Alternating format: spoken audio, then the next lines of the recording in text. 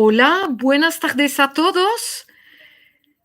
Muchas gracias por asistir a este webinario. Muchas gracias a la Cámara de Comercio de Sevilla por esta invitación y unos especiales agradecimientos para Felisa y para Jordán por toda la ayuda que me están dando. Hoy vamos a hablar directamente del tema que nos interesa porque, como habéis visto, a través del chat me ha ido presentando Jordán, así que ya sabéis un poco a qué me dedico, al tema de las licitaciones internacionales. Y estoy feliz de ver en las diferentes personas que están allí, algunos amigos que aprovecho para saludar. No me atrevo a nombrarlos, pero ellos saben que les estoy saludando particularmente. Píldora informativa. No vamos a entrar en detalles de procedimiento, etcétera, sino que el objetivo de la sesión de esta tarde va a ser enseñaros dónde hay esta oportunidad, enseñaros la puerta, deciros que está allí y comentaros por qué está tan interesante. Y para explicaros eso, os voy a comentar una pequeña anécdota que explica cómo entré a especializarme en este sector, donde estoy ahora desde hace más de 15 años. Soy consultora en internacionalización, por supuesto, a través de internacionalización clásica, lo típico, quiero vender mi lata de Coca-Cola Light a Francia o a Marruecos, ¿cómo lo hago? Es un tipo de trabajo que hago igualmente. Pero me he especializado en licitaciones internacionales multilaterales a raíz de una anécdota que me pasó hace ya bastante años.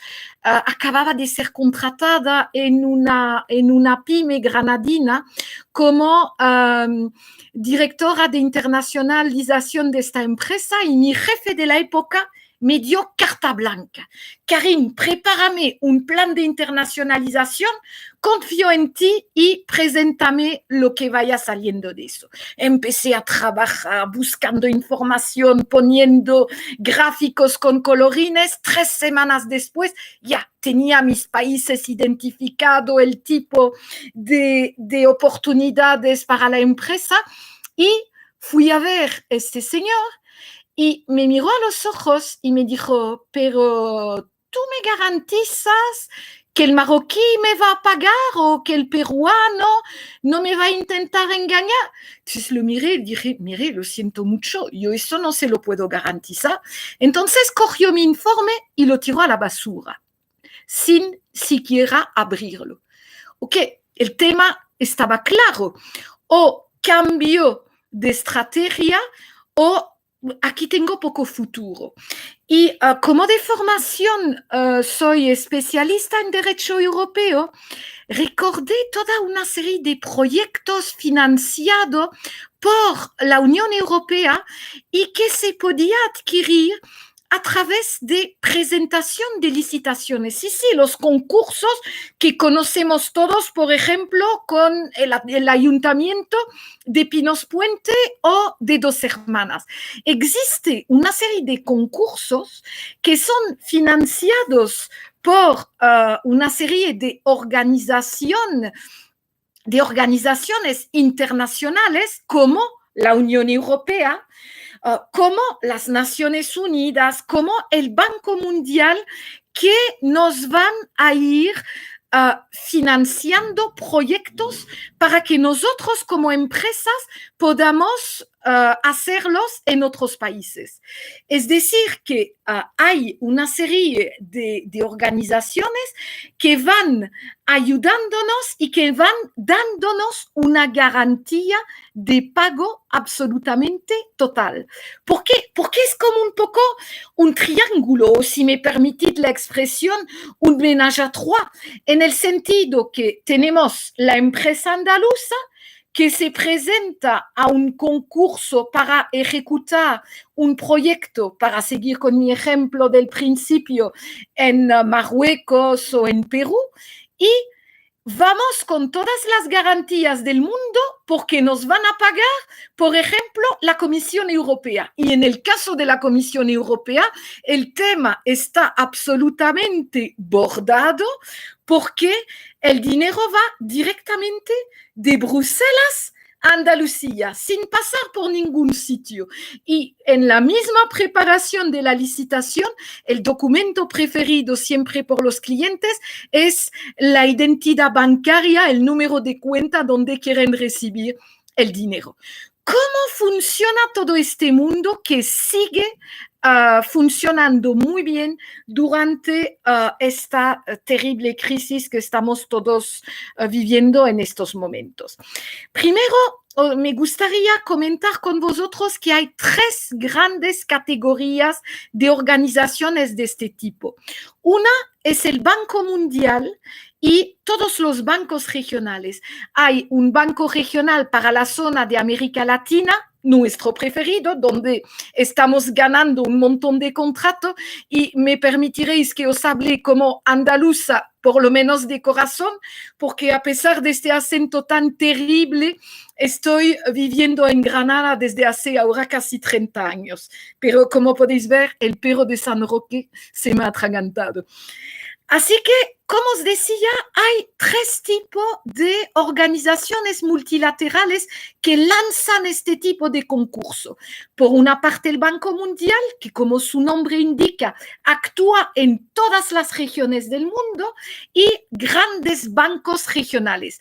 Nuestro preferido, Banco Interamericano de Desarrollo, la gente entendida en este tema lo llaman el BID, que actúa en todos estos países suramericanos. Banco Africano de Desarrollo, adivinad dónde van a actuar, y el Banco Asiático. Esto es el primer gran grupo de organizaciones que organiza y financia este concurso. El segundo gran grupo, os lo he comentado, la Unión Europea, a través de la Comisión, a través de lo que llamamos técnicamente la Dirección General de Desarrollo y Cooperación, y un tercer grupo que conocéis todos también perfectamente, que son las Naciones Unidas. Las Naciones Unidas son una serie de agencias especializadas de temas tan diferentes como la muy famosa en este momento Organización Mundial de la Salud, o las diferentes misiones para el mantenimiento de la paz, los campos de refugiados, UNICEF. Hay así toda una serie de agencias que, para poder adquirir los productos, los servicios, las obras que necesitan para funcionar, lanzan licitaciones, lanzan concursos públicos en los cuales las empresas andaluzas pueden participar perfectamente y ganar contratos con esta super garantía de cobro. Ahora bien, ¿cuáles son los grandes principios de la materia?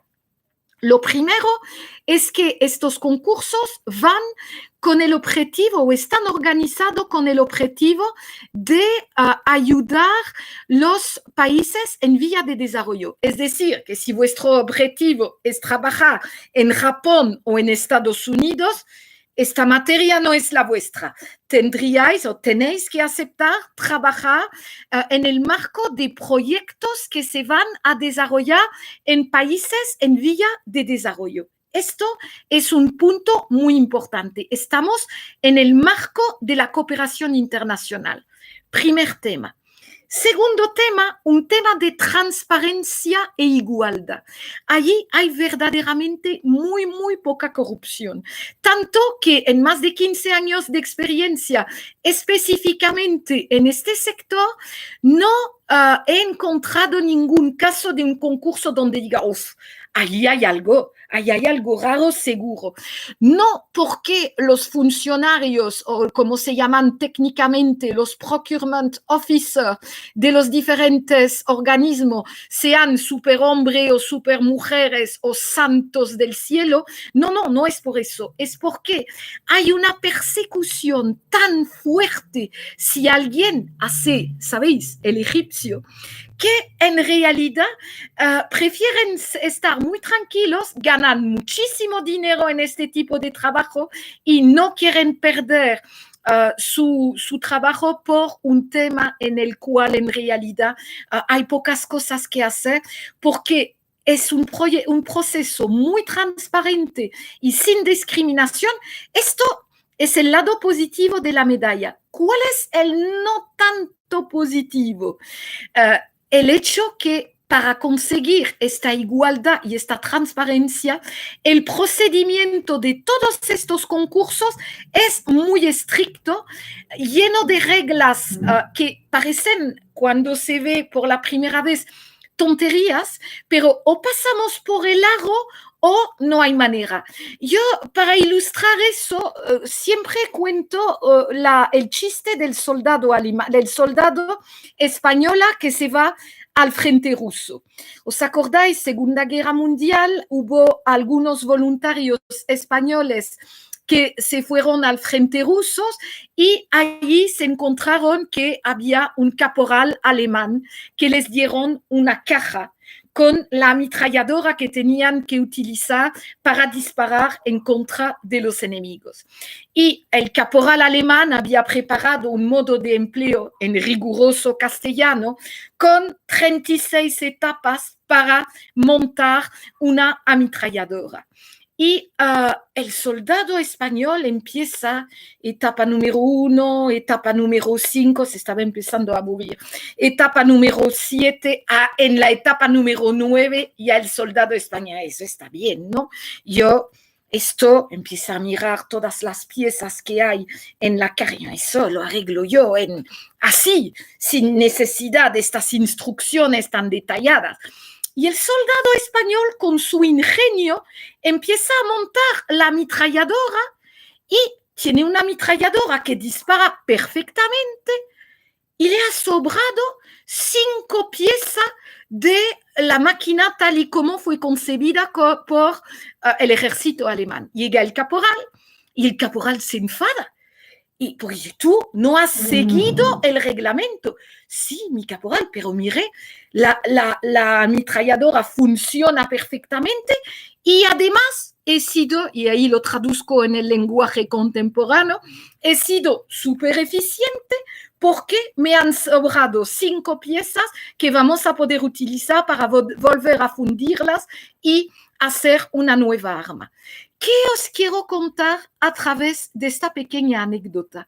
Que el tema de las licitaciones internacionales y sobre todo si estamos licitando en proyectos que están financiados por la Unión Europea, por la Comisión Europea, tenemos que aplicar la escuela alemana. Es decir, aunque seáis capaces perfectamente con el ingenio andaluz y español de proponer una serie de mejoras sin seguir perfectamente las instrucciones, no vais a ganar. Es fundamental que vayamos en plan disciplinado, rellenando todos los formularios que nos vayan pidiendo, aunque estemos pensando, Dios, eso es casi lo mismo que el otro, que interés, etc. No. Tenemos que pasar por el aro porque el final del túnel es dinero garantizado, prestigio de trabajar para estas organizaciones. Si me permitid el chiste malo, esto para ligar es fabuloso. No, yo soy proveedora de las Naciones Unidas. Genial. Así que es una serie de temas que son muy interesantes. Me falta por hablaros del tercer principio que está dominando todos los procedimientos que vamos a ir utilizando. Y este principio se llama la no injerencia en los asuntos internos de los países que vayamos ayudando. Y ¿Esto qué significa? Esto significa, imaginemos, yo soy funcionaria del Banco Mundial y mis jefes me han dicho que para Senegal hay 200 millones de euros para los 4 próximos años. Llego a Senegal, me entrevisto con los ministros senegaleses y digo, no, usted lo que le hace falta es 17 escuelas suplementarias, 9 hospitales, tratamiento de agua y les voy diciendo lo que tienen que hacer. Esto no se puede hacer, deben de ser los países en vía de desarrollo que nos vayan comunicando cuáles son sus necesidades y a qué quieren destinar el dinero. Y esto, ¿en qué condiciona nuestra forma de trabajar? Condiciona nuestra forma de trabajar en el sentido que, vale, voy a Senegal como directora de la delegación del Banco Mundial que va a entrevistarse con los ministros senegaleses para ver lo que ellos proponen que se haga con los 200 millones de dólares que el banco está dispuesto a prestarles en los bancos de desarrollo, pero como os podéis imaginar, en unos tipos de interés absolutamente tirado, con periodos de devolución monumentales, así que en condiciones súper interesantes, pero son ellos que van a ir determinar a qué sector y por qué importes se van a dedicar el dinero. ¿Y cuál va a ser la consecuencia práctica de esta forma de trabajar? Que se van a crear lo que se llama técnicamente un country strategy paper, un country assistance paper, es decir, en realidad un marco de programación sobre varios años. Y en este marco de programación, ¿qué vamos a encontrar? Lo que os he dicho, el importe del dinero y después cada uno de los sectores que van a ser priorizados y el pequeño sobre que va destinado a cada uno. Súper interesante. Esto es la primera etapa de lo que se llama técnicamente el ciclo del proyecto. Segunda etapa, ya que sabemos que va a haber 20 millones para tratamiento de agua, 30 millones para los temas de energías renovables, etc. Entonces, a partir de ahí, vamos a ir concretando cada vez más. Sí, vale, vamos a construir... perdonadme, me interrumpo porque acabo de ver una pregunta de Sergio Martínez. Karin, estos tres grandes grupos que has nombrado, Banco Mundial Regional, Unión Europea y ONU, ¿son tres organismos contratantes como tal o lanzan las licitaciones en otros organismos más pequeños? Qué buena pregunta, Sergio. Se nota que sabes algo de la materia. Para contestar la pregunta de Sergio antes de seguir, os voy comentando. Os he comentado tres grandes grupos, los bancos regionales y mundial de ayuda al desarrollo, que prestan el dinero, que vamos a tener que devolver, aunque sea dentro de 50 años. En este caso, el banco presta el dinero al gobierno y el gobierno va nombrando una serie de organismos que técnicamente se llaman organismos beneficiarios y son ellos que van lanzando las licitaciones. Si, por ejemplo, ya que he empezado con los senegaleses, sigo con los senegaleses. Si el gobierno senegalés ha decidido que quiere construir 17 plantas solares fotovoltaicas en todo el territorio de Senegal, va a ser el Ministerio de Electricidad que va a ser el organismo licitante. Así que veis, primera parte de la respuesta a la pregunta de Sergio es sí, efectivamente, hay casos en los cuales las licitaciones, el dinero llega del Banco Mundial al Ministerio de Electricidad y lanza toda una serie de pequeñas licitaciones para que podamos obtener el dinero para proveer llave en mano estas centrales solares fotovoltaicas. Pero esto es un modo de funcionamiento que es debido al hecho que el banco presta el dinero y lo tenemos que devolver. Si pensamos en los dos otros grandes grupos de financiadores de proyectos que son la Unión Europea, primero a nivel mundial, y las Naciones Unidas, en este caso se tratan de donaciones puras y duras. ¿Y cómo se materializan estas donaciones? Se materializan por un pago efectuado directamente de Naciones Unidas al operador económico que gana el concurso o de la Comisión Europea a la empresa andaluza que acaba de llevarse la licitación. ¿Veis? Esto es un poco diferente según cada uno de los grandes grupos de financiadores de este tipo de proyecto. Ahora bien, ¿os acordáis? Antes de contestar a la pregunta de Sergio, estaba comentándoos la forma de trabajar de estos organismos, sean cual sean. Primero, lo que se llamaría el marco del programa, es decir, sobre global, pequeños sobres sectoriales y sectores que van a recibir el dinero. Esto es la primera etapa. Segunda etapa, ya vamos a concretar mucho más y van apareciendo diferentes proyectos. Es decir, por ejemplo, de las 17 centrales solares fotovoltaicas, una estará en Dakar, la otra estará en tal sitio. Y ya vamos empezando a determinar de forma muchísimo más precisa exactamente lo que vamos a hacer. Hasta que tercera etapa ya lo tenemos clarísimo y además vamos a hacer una carretera entre tal sitio y tal sitio, vamos a licitar también 7 plantas de tratamiento de agua residual en las 7 principales ciudades del país y el tema va a ser súper claro. Los deberes están hechos.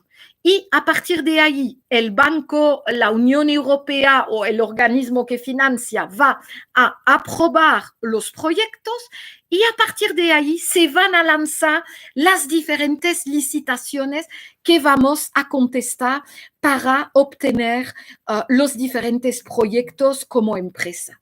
Ahora bien, esto es la forma tradicional de ver dónde está el pastel y en qué consiste. Pero en realidad hay oportunidades para nosotros en casi cualquier fase de este proyecto. Sí, en cualquier fase. ¿Por qué? Porque los funcionarios del Banco Mundial o de la Unión Europea serán unos superhombres, pero no saben de todo. Es decir, que conocerán perfectamente los procedimientos internos de su organismo, pero ¿qué van a saber exactamente de plantas solares fotovoltaicas o de tratamiento de aguas residuales? Todos este tipo de conocimientos técnicos que no tienen estos funcionarios los obtienen a través de la contratación de pequeñas empresas de consultoría que son expertas en concepción de plantas solares fotovoltaicas o que saben muy bien cómo una de las cosas más curiosas era la Unión Europea que buscaba un experto especializado en la gestión optimizada de las cabañas de cabras. Sí, me habéis oído bien, de cabras, porque quería organizar la cría de cabras para hacer quesos de cabras de una forma la más, no voy a decir industrial, no era eso, sino la más segura posible para permitir que estos quesos se pudieran exportar por lo menos en las zonas de estos países. Así que veis, todo el nacimiento de estos proyectos, la concreción en todas las etapas del proyecto va a requerir de una serie de expertos que van a ser contratados por estos organismos de dos maneras. A partir de pequeñas consultorías reservadas a empresas, y es allí donde también hay una oportunidad de negocio muy, muy buena a partir de la contratación de expertos como persona física. Me vais a decir, eso está muy bien, pero ¿qué es un experto? Un experto es sencillamente un profesional que tiene un mínimo de 2 años de experiencia. Esto ya es el experto junior. A partir del momento en que tengamos 10 años de experiencia, ya nos convertimos en experto senior y allí los precios pagados son mucho más altos que lo que puede cobrar un experto junior. Me vais a decir, sí, pero ¿cuánto más o menos? Para tener una idea. La verdad, los precios son fabulosos. ¿Por qué? Porque un experto junior va a cobrar entre 125 y 200 euros por día de trabajo. Sí, sí, me he expresado perfectamente, por día de trabajo, mientras un senior, lo más barato que podéis encontrar, pero tirando los precios, son 450 euros por día trabajado. Ahora bien, todas estas oportunidades. ¿Qué tipo, me vais a decir, a qué tipo de sector o cuáles son los sectores estrellas de estas oportunidades? Todo lo que tiene una relación con el medio ambiente, absolutamente todo lo que podéis imaginar, desde tratamientos de residuos, estudios de impacto ambiental asociados a proyectos de infraestructura, repoblación de árboles, gestiones de parque natural, todo eso entra ahí. Todo lo que se refiere a la agricultura, pesca y, como os he comentado antes, la silvicultura.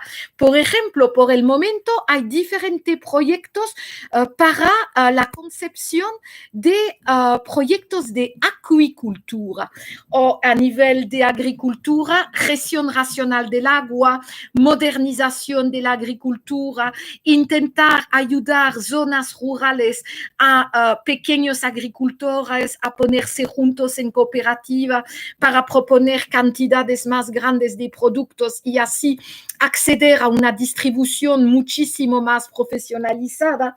Todo lo que es energía, en el sector energético, que sea energía clásica, es decir, la electricidad pura y dura, que nos permite dar este webinario de hoy, como todo lo que se refiere a las energías renovables de todo tipo, hay miles de oportunidades, minerías, finanzas. No os voy a decir el tema de la salud, eso es evidente, industria, comercio, TIC, transporte, todo el sector de agua. Y ya contesto a la pregunta de Elisa. Efectivamente, Elisa, buenas tardes. Existen dos tipos de fuentes de información. Primero, los sitios web de estos grandes organismos, es decir, la Unión Europea. Tenéis que poner en Google Europe Aid licitaciones y os saldrán las licitaciones. En el sitio web del Banco Mundial o del famoso BID, este Banco Interamericano de Desarrollo, donde las empresas españolas y andaluzas están teniendo tan buenos resultados, allí vais a encontrar los proyectos y las licitaciones concretas que se van publicando. Pero para la gente que no le gusta bichear, aunque os lo recomiendo mucho porque es la forma verdaderamente de familiarizarnos con estos organismos, hay también una serie de servicios que os pueden ayudar para recibir oportunidades de negocios que tienen oportunidades de negocios que pueden interesar a vuestra empresa y que vais a recibir de forma gratuita gratuito todas las tardes, llega sobre las 16:15 en vuestro email. Se trata de las oportunidades de negocios del ISEX que cuando vayáis registrando vuestra empresa en la famosa plataforma del ISEX, os van a preguntar si queréis recibir información de oportunidades de negocios. Y ahí vais a poder elegir licitaciones multilaterales, el tipo de organismo, el tipo de sector, el tipo de país, y lo vais a recibir gratuitamente. Hay otro organismo muy interesante que está trabajando mucho en estos proyectos que os puede ayudar igualmente, es Extenda. Extenda que cada semana os manda su newsletter. En la newsletter de Extenda hay cada semana toda una serie de licitaciones que han sido identificadas por los profesionales del organismo y además que se adecuan muy bien a los perfiles de las empresas andaluzas. Y nuevamente pinchar, vais sacando la información y vais viendo en qué consiste. Y también Extenda organiza una serie de cursos especializados sobre esta materia. Veo que Felisa me ha hecho una pregunta muy interesante. Me dice Felisa, todo eso está muy bien, pero si mi empresa todavía no tiene experiencia internacional, ¿puede participar en este tipo de concursos? Sí, bueno, no voy a mentiros, es más fácil si ya tenéis un cierto recorrido internacional. Pero todos hemos tenido nuestro primer día. Entonces, lo que tenemos que hacer en estos casos es cambiar un poco la forma en que presentamos la experiencia de nuestra empresa. Efectivamente, si por ejemplo somos una empresa constructora que ha hecho la carretera que une Dos Hermanas a Sevilla, está claro que allí hay pocas materias a internacionalización. Sí y no. Porque la pregunta que tenemos que hacernos es ¿quién financió esta carretera entre Dos Hermanas y Sevilla? Y hay 99,9% de posibilidad que en realidad esta carretera haya sido financiada por el FEDER, el Fondo Europeo de Desarrollo Regional. ¿Veis? Allí hay un barniz internacional. Habéis ejecutado un proyecto financiado por fondos europeos, aunque no hayamos salido de la provincia de Sevilla. Y allí, de esta forma, vais a poder reescribir, sin mentir, todos los proyectos que habéis ido ejecutando, pero focalizando en estos aspectos internacionales que os van a permitir daros este barniz, aunque todavía no habéis empezado a trabajar en este sector. Ahora bien, me vais a decir igualmente cuáles son los criterios que tengo que ir verificando para saber si mi empresa se puede presentar a uno de estos concursos. Los principales criterios que tenéis que ver es, para empezar, el tamaño. ¿Qué quiero decir? Si tenéis una facturación media de 1 millón de euros, no vayáis a presentaros a un macroproyecto de 20. ¿Por qué? Porque tenéis que poneros también en el lugar del organismo contratante, es decir, la Unión Europea o las Naciones Unidas, que se va a preguntar, sí, esta empresa está muy bien, pero ¿de verdad va a conseguir llevar a cabo un proyecto tan grande? Entonces, ¿qué podemos hacer? Bueno, dos actitudes, como en la vida, decir, ay, qué mala suerte y no hacemos nada, o decir, vale, soy chiquitín, pero valgo mucho, voy a buscar aliado. Y como dice la divisa del Estado belga, la unión hace la fuerza, vamos a unirnos y vamos a hacer lo que se llamaría en el derecho administrativo español una UTE, y vamos a lanzarnos a conquistar en grupo la licitación que hemos identificado. Esto es un primer punto. Segundo punto, para poder participar en esta licitación, necesitamos tener un mínimo de 3 años de existencia como empresa, es decir, de haber presentado por lo menos 3 ejercicios completos de cuentas anuales y es uno de los documentos que nos van a solicitar.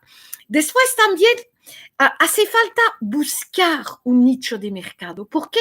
Porque yo lo veo, por ejemplo, con los clientes de ingeniería que me van diciendo, yo puedo hacer todo, hacerte todo el diseño de una cárcel, de un puente colgante sobre el Amazonas o no sé, cualquier tipo de cosas o diseñar una carretera.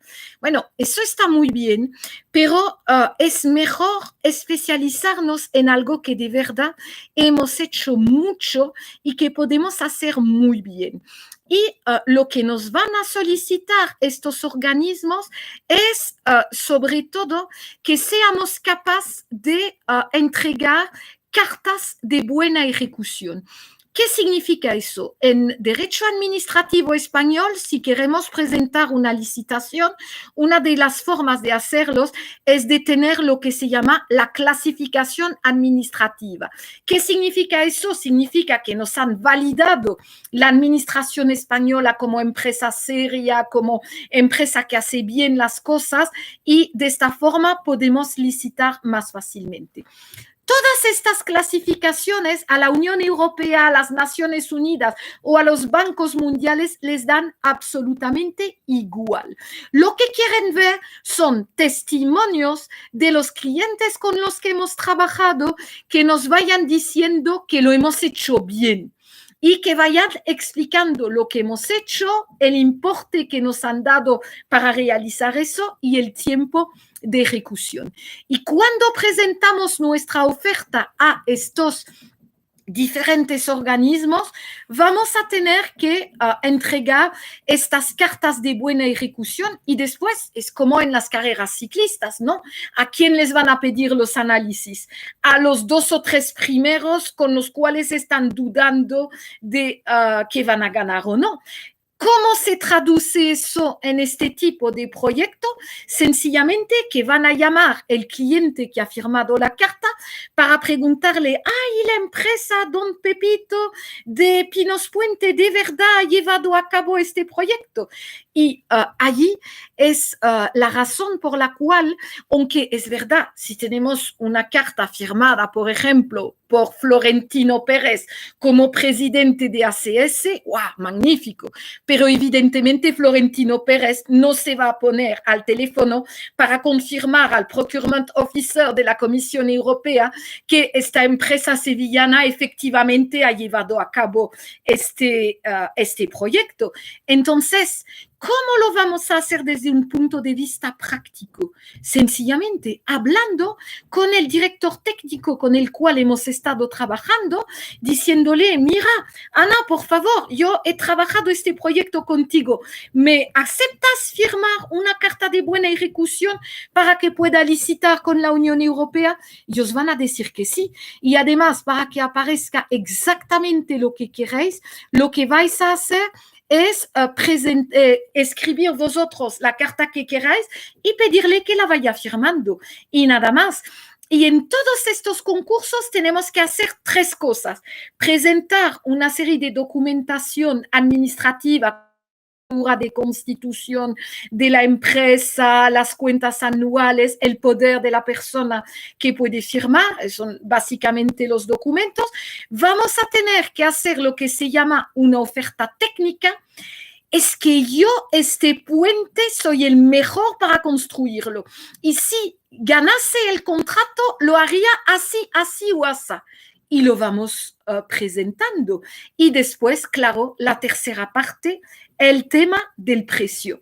No me lo habéis preguntado, pero en Andalucía es cierto, hay muchas empresas del sector de energías renovables, de tratamiento de agua, del tema medioambiental, de tema de fabricante de muebles de oficinas, muebles de escuela, etc.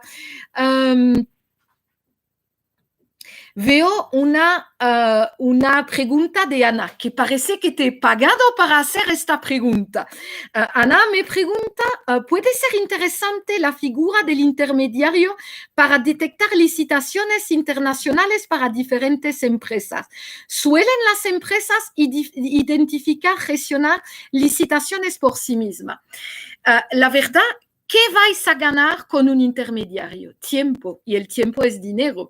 Y sobre todo, vais a ganar que vais a ahorrar toda una serie de errores a nivel procedimental. Es decir, la ventaja, si me permitís 30 segundos de publicidad, de contratar a un intermediario especializado en este tema, es que os va a identificar muy fácilmente licitaciones que corresponden a vuestro sector de empresa, os va a ayudar con todo el tema administrativo legal para garantizar que no vais a tener ningún error, es decir, que vais a tener que centraros únicamente en la elaboración de la parte técnica de la licitación, donde allí nada mejor que vosotros que estéis en el sector desde hace muchos años, lo vais a poder hacer. Así que, ¿suelen las empresas identificar o gestionar licitación por sí mismas? ¿Sabes? No, lo digo en plan broma. Es el drama de mi vida. Cuando la empresa ha aprendido y sabe, ya sigue haciéndolo sola y tengo que encontrar un nuevo cliente. Así que esto es un poco lo que pasa normalmente. La empresa no sabe nada del tema, le asusta un poco el procedimiento y se dice, ok, dos formas de hacerlo. O me formo verdaderamente en un curso en profundidad del tema, o recurro a, no me gusta mucho la palabra intermediaria, me gusta más la palabra consultora especializada para guiarme y ayudarme. Y lo que va pasando es que cuando ya la empresa ha ganado un par de proyectos y ve cómo hacerlo, ya no me necesita. Y entonces tengo que buscar a otro cliente. Y es un poco la forma que va rodando este tipo de actividades. Pero es una actividad súper interesante porque permite ver temas totalmente diferentes, conocer también a gente muy diferente. Y una cosa importante también para las empresas andaluzas, y termino, es que no son solamente temas como equipamientos sofisticados de tratamiento de agua o parático o software de cálculo ni nada de esto. Hay también toda una partida que está reservado a productos agroalimentarios y allí el organismo que más compra este tipo de cosas, por supuesto, son Naciones Unidas. ¿Os habéis preguntado lo que lleva el rancho de los cascos azules, estos soldados mandados por Naciones Unidas para mantenimiento de la paz? Algunos llevan productos andaluces. ¿Os habéis preguntado, por ejemplo, cuáles son los productos que son consumidos por las personas que están en los campos de refugiados? Muchos vienen de Andalucía. ¡Oh! No resisto. Última anécdota. Y sabéis también uno de los productos que más se utiliza en estos campos de refugiados, mataratas. Porque hay muchas, sabéis que las ratas son comensales humanos y algunos de estos productos mataratas están fabricados en Andalucía.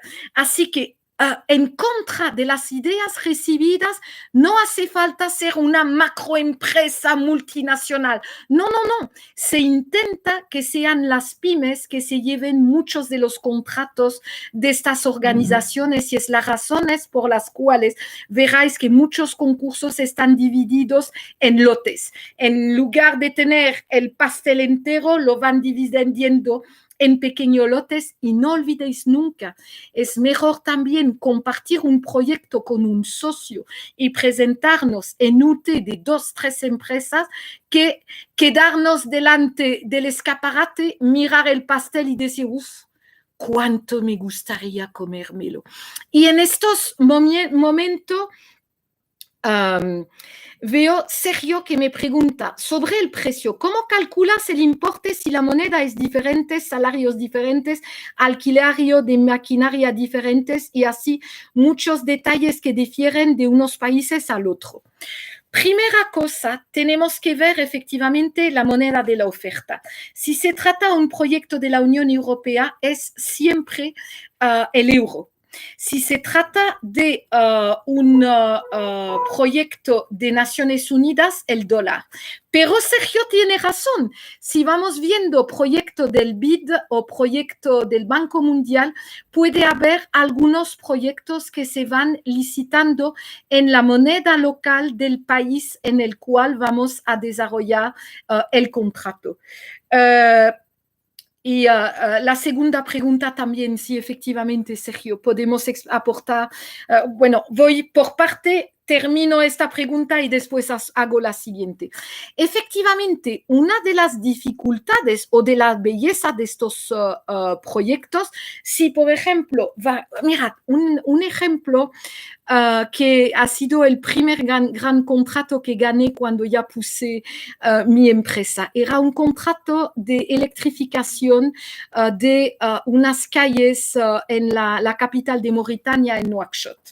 Y allí hacía falta material de electrificación, postes eléctricas, líneas, etcétera, que fueron fabricadas por un conocido fabricante de material eléctrico de Andalucía. Pero como muy bien ha visto Sergio, hacía falta unos obreros que estuviesen en Nouakchott, en esta ciudad, para plantar físicamente los postes eléctricos andaluz en la capital de Mauritania. Y fue ahí donde, y ahí la importancia del socio local de unirse para conseguir proyectos importantes.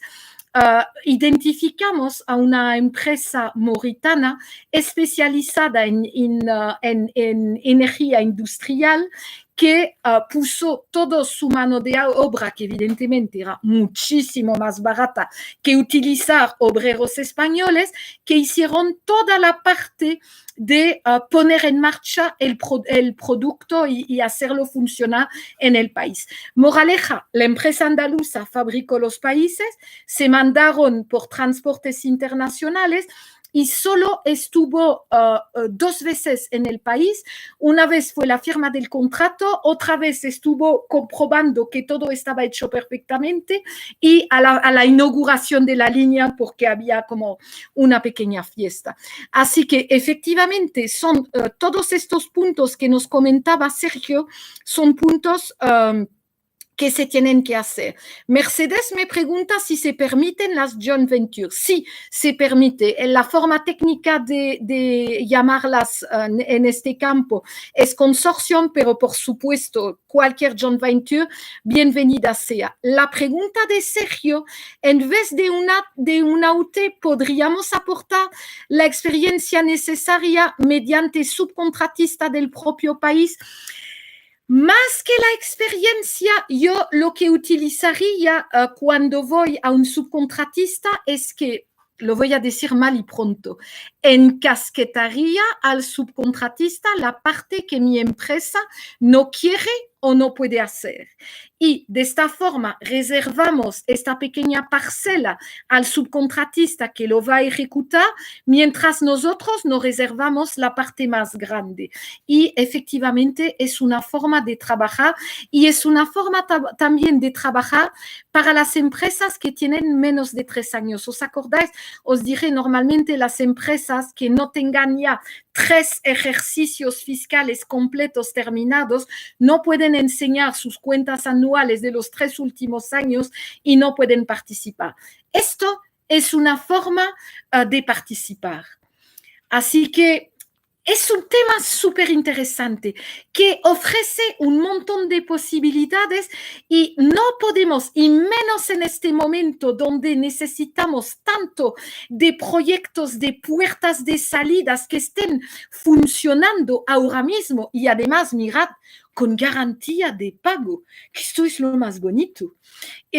Por eso yo creo que es tan importante y por eso creo que la iniciativa de la Cámara de Sevilla de este tipo de webinario durante la crisis del coronavirus son tan importantes. Porque, vale, es cierto, hay sectores enteros de la economía que van mal, pero es el momento de abrir los ojos más que nunca y de ver y analizar dónde hay posibilidades. Y ahí hay posibilidades. Y hay posibilidades para muchas pymes andaluces que tienen que intentar reorientar su forma de internacionalizarse y sus diferentes canales de comercialización. Y lo que os he propuesto en esta pequeña píldora informativa es este canal de comercialización en el cual, si no nos encontramos, como a mí me pasó hace más de 15 años, en una situación de emergencia, no vamos a pensar, pero vale la pena concentrarnos en esta posibilidad. No sé si tenéis más preguntas que hacerme.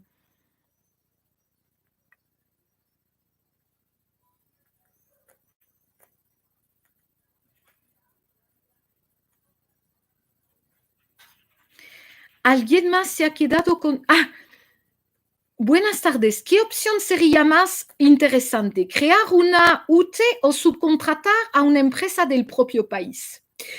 Allí, para poder contestarte de una forma que no sea dejar pasar el toro y contestar una generalidad, necesitaría ver el pliego de condiciones de tu licitación. Es decir, que no es una respuesta que puedes dar y que es absoluta. Va a depender del tipo de proyecto, del tipo de empresa andaluza que estamos analizando, de cuáles son los aspectos del proyecto que le falta.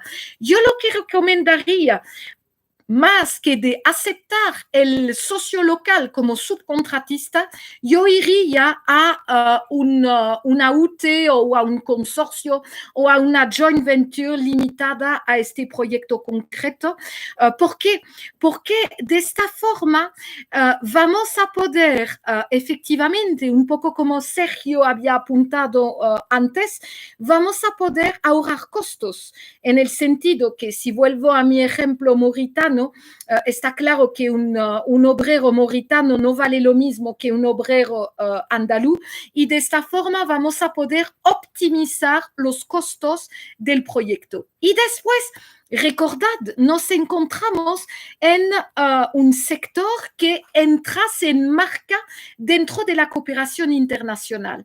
¿Qué significa eso? Significa que los organismos contratantes van a valorar muy positivamente el hecho que vayamos compartiendo con un socio local la ejecución de esta licitación, la implementación, como se dice en la jerga de las licitaciones internacionales. Hay solamente un caso en el cual los organismos contratantes prefieren que la empresa, que sea la empresa andaluza o la empresa europea en general, vaya sola, es en los países donde hay mucha corrupción. Uno de los casos clásicos es el caso de Vietnam, que recuerdo un proyecto del Banco Mundial, o directamente cuando empezamos a analizar el proyecto, era claro que la mejor forma de prepararnos era irnos solos, porque los posibles socios, más que vietnamitas, si me permitís el mal juego de palabra,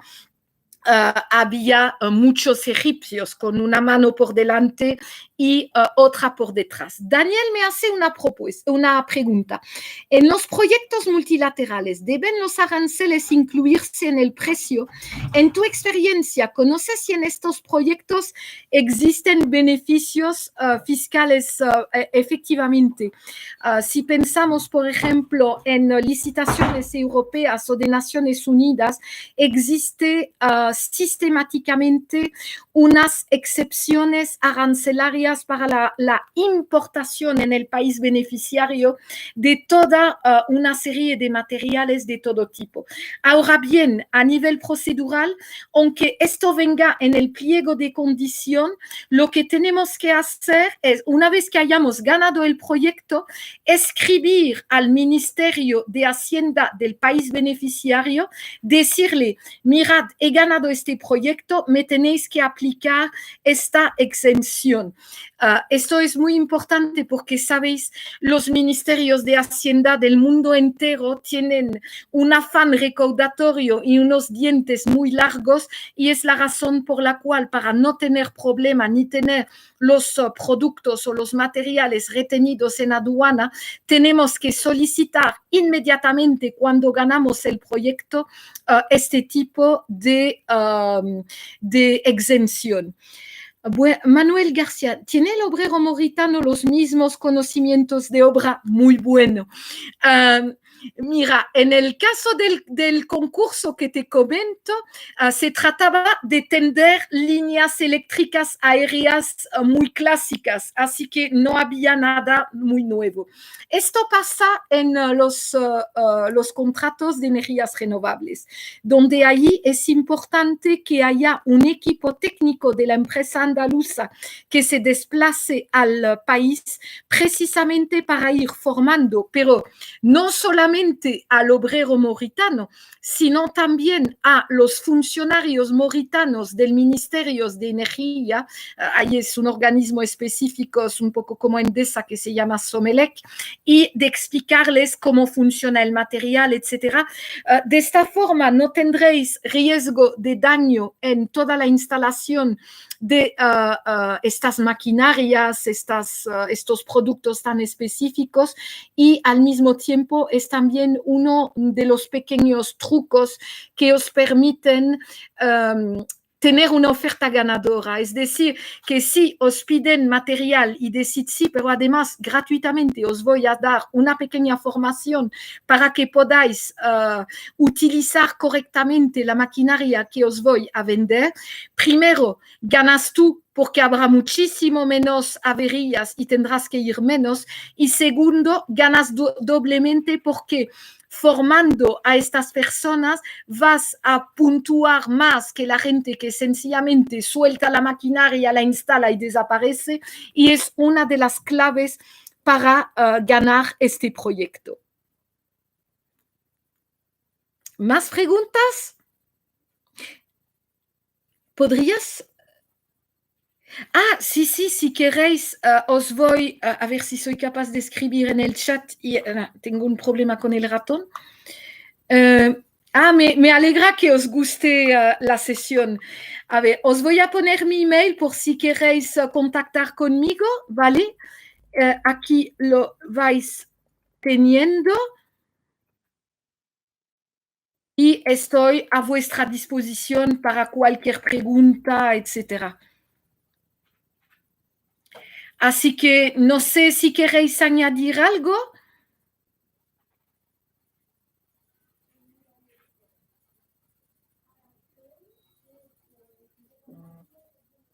Si no, por mi parte, queda por agradecer muchísimo la iniciativa de la Cámara de Comercio de Sevilla y de su plan anti-COVID-19.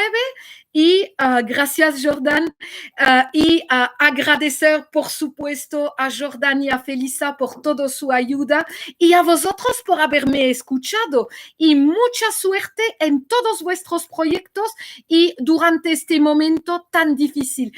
Y recordad, dejad los ojos abiertos porque sigue habiendo oportunidades incluso para vuestra empresa.